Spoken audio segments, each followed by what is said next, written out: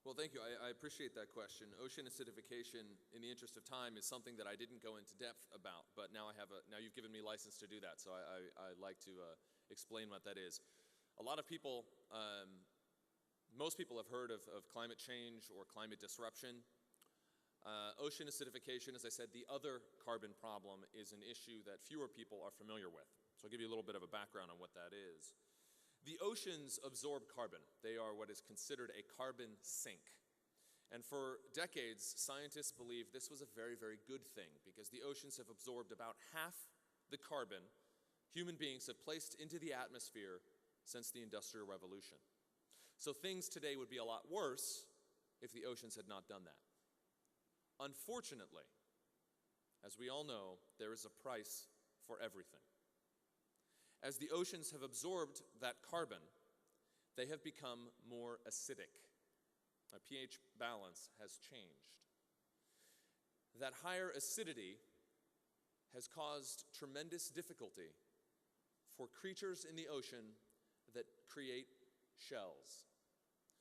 Coral reef, oysters, clams, shrimp, lobster, small pteropods and certain types of copepods and plankton that, or phytoplankton that create shells.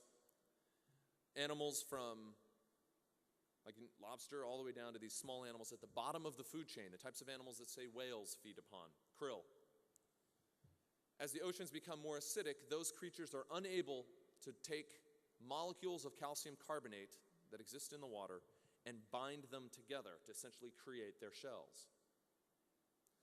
There's a phrase in the United States that is popular to describe this called osteoporosis of the oceans. And osteoporosis is of course, that medical bone problem where your bones become more brittle and thin and aren't as strong as we advance in age. Well, this is the same problem in the oceans. As creatures are unable to build their shells, well, you can imagine they would have a great difficulty surviving. And oceans without pteropods and krill and coral and oysters and clams and shrimp and lobster, etc., are not oceans that we want.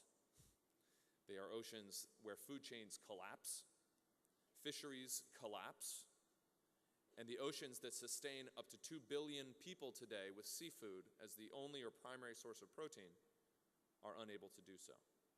That is a global catastrophe. And as you pointed out, this is not for debate. This type of an experiment can be done in a high school chemistry room. You raise the pH or lower the pH to make more acidic of salt water, put more carbon.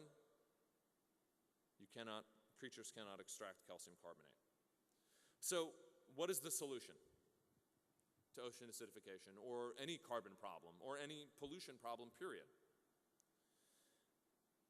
The solution, as science has proven now, is that ecosystems that are healthy to begin with and robust are able to withstand these types of impacts better than ones that are sick.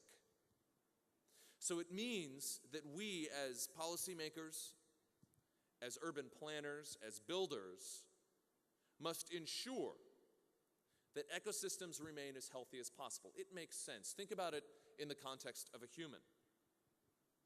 Let's say a human is suffering from a disease like meningitis or tuberculosis or something. If then they contract cancer or they contract any other types of diseases, they have a great difficulty surviving.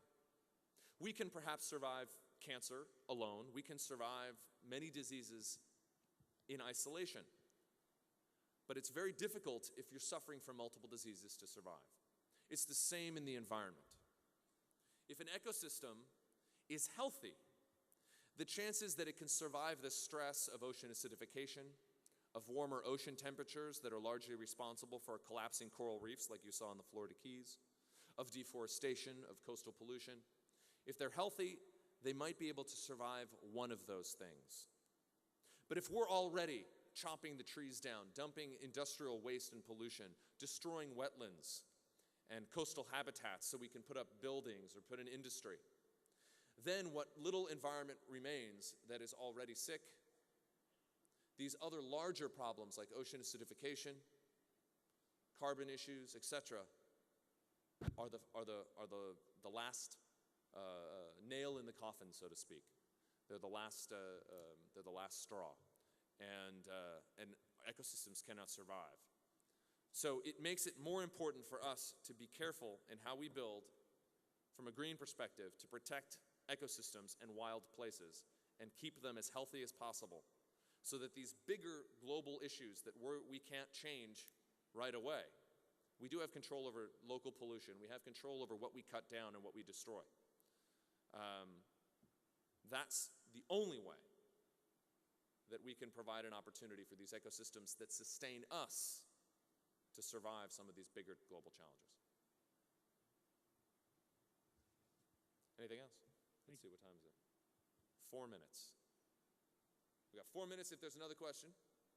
Yes, in the back there, in the middle, kind of back. And this will be the last question, then I'll let you go, because I know lunch is coming up, and my grandfather did a lot of public speaking. He always told me it's very dangerous to come between an audience and food.